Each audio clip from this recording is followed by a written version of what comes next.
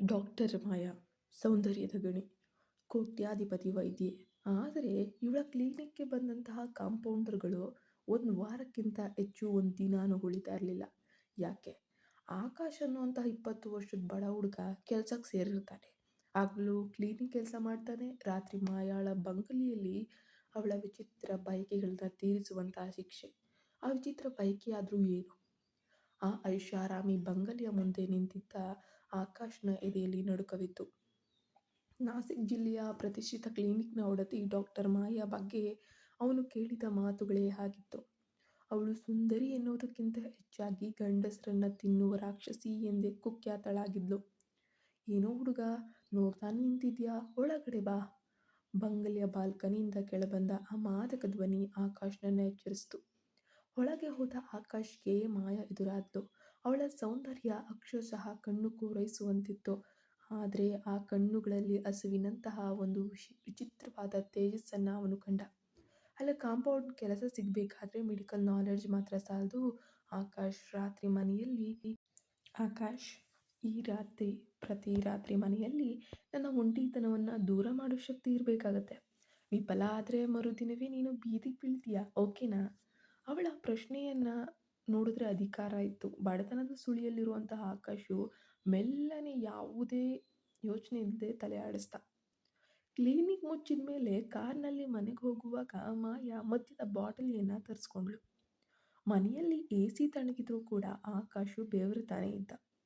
ಮಾಯಾ ಸ್ನಾನ ಮುಗಿಸಿ ತಿಳಿ ಬಣ್ಣದ ಗೌನನ್ನ ಧರಿಸಿ ಸೋಫಾ ಮೇಲೆ ಕುಳಿತಾಗ ಅವಳ ಸೌಂದರ್ಯ ಅವನಿಗೊಂದು ಅಮಲೇರಿಸ್ತಾ ಇತ್ತು.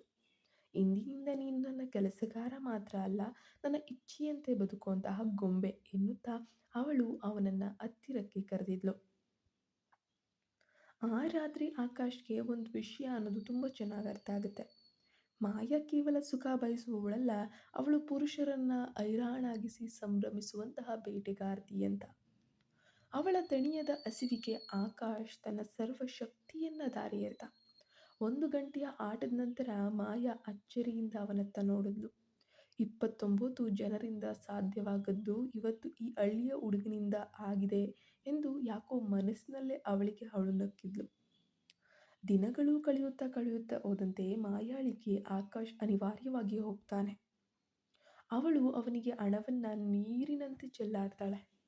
ಆಕಾಶು ಅವಳ ಕಿವಿಯಲ್ಲಿ ಮೆಲ್ಲಗೆ ಹೇಳಿದ್ದ, "ಮಾಯಾ, ನನಗೆ ಈ ಹಣ ಬೇಡ, ನಿನ್ನ ಪ್ರೀತಿ ಬೇಕು, ನಿನ್ನನ್ನು ಮದುವೆಯಾಗೋ ಆಸೆ ಇದೆ" ಅಂತ.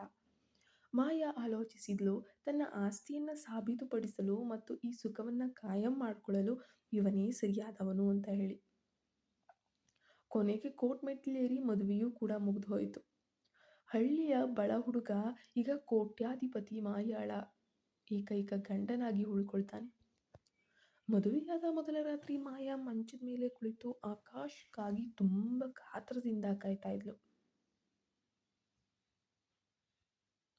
ಆದರೆ ಆಕಾಶ್ ಕೈಯಲ್ಲಿ ಹಾಲಿನ ಲೋಟ ಇರಲಿಲ್ಲ.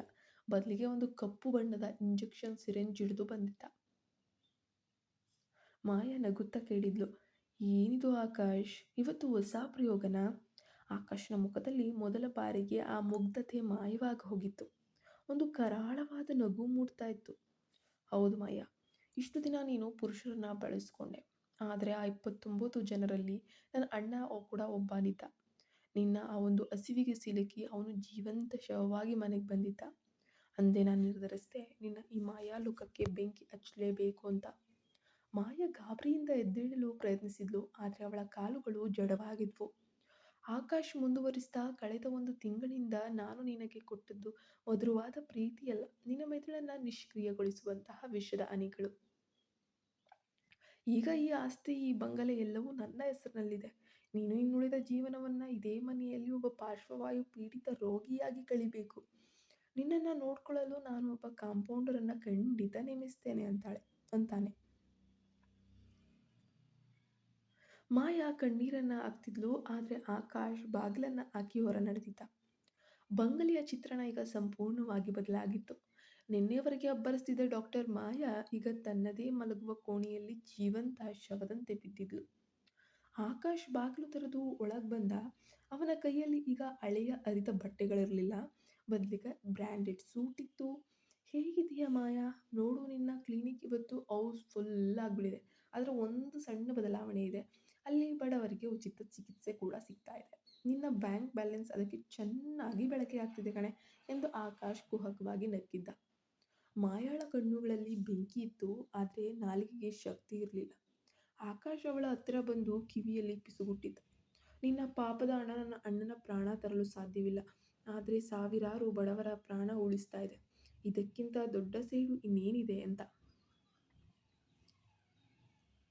ಆಕಾಶ್ ಎಲ್ಲವನ್ನ ಗೆದ್ದೆ ಎದ್ದುಕೊಂಡಿದ್ದಾಗ ಬಂಗಲೆಯ ಹೊರಗೆ ಒಂದು ಕಪ್ಪು ಬಣ್ಣದ ಜೀಪ್ ಬಂದು ನಿಂತುಕೊಳ್ಳುತ್ತೆ. ಆದ್ದರಿಂದ ಇಳಿದವನು ವಿಕ್ರಮ್, ಮಾಯಾಳ ದೂರದ ಸಂಬಂಧಿ, ಒಬ್ಬ ಕ್ರಿಮಿನಲ್ ಲಾಯರ್ ಅಂತಾನೆ ಹೇಳ್ಬೋದು. ಮಾಯಾ ಮದುವೆಯಾದ ಸುದ್ದಿ ಕೇಳಿ ಆಸ್ತಿಯ ಪಾಲನ್ನ ಕೇಳಲು ಅವನೂ ಕೂಡ ಬಂದಿದ್ದ. ವಿಕ್ರಮ್ ನೇರವಾಗಿ ಮಾಯಾಳ ಕೋಣೆಗೆ ನುಗ್ತಾನೆ. ಅಲ್ಲಿನ ಸ್ಥಿತಿಯನ್ನ ನೋಡಿ ಅವನಿಗೆ ಒಂದು ನಿಮಿಷ ಪರಿಸ್ಥಿತಿಯ ಗಂಭೀರತೆ ಅರ್ಥವಾಗಿ ಹೋಗುತ್ತೆ. ಅವನು ಆಕಾಶ್ನತ್ತ ತಿರುಗಿ ನೋಡಿ, ನೋಡು ಹುಡುಗ, ನೀನು ಹಾಡಿದ ಆಟ ನನಗೆ ಈಗ ಸಂಪೂರ್ಣವಾಗಿ ಅರ್ಥವಾಗಿ ಹೋಗಿದೆ. ಆದರೆ ನೀನು ಒಂದು ತಪ್ಪನ್ನು ಮಾಡಿಬಿಟ್ಟಿದ್ಯಾ.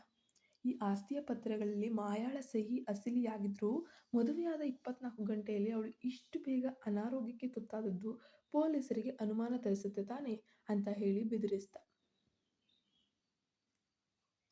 ಆಕಾಶ್ ಕಿಂಚಿತ್ತು ಎದೆಗುಂದಲಿಲ್ಲ. ವಿಕ್ರಮ್ ಸರ್, ನೀವು ಲಾಯರ್ ಆಗಿರ್ಬೋದು, ಆದರೆ ನಾನು ಒಬ್ಬ ಮೆಡಿಕಲ್ ಸ್ಟೂಡೆಂಟ್. ಅವಳಿಗೆ ನಾನು ಕೊಟ್ಟದ್ದು ವಿಷಯವಲ್ಲ, ಅವಳೇ ಅತಿಯಾಗಿ ಸೇವಿಸ್ತಾ ಇದ್ದಂತಹ ಮದ್ಯ ಮತ್ತು ಔಷಧಿಗಳ ಅಡ್ಡ ಪರಿಣಾಮ ಅಂತ ಹೇಳಿ ವೈದ್ಯಕೀಯ ವರದಿ ಹೇಳ್ತದೆ.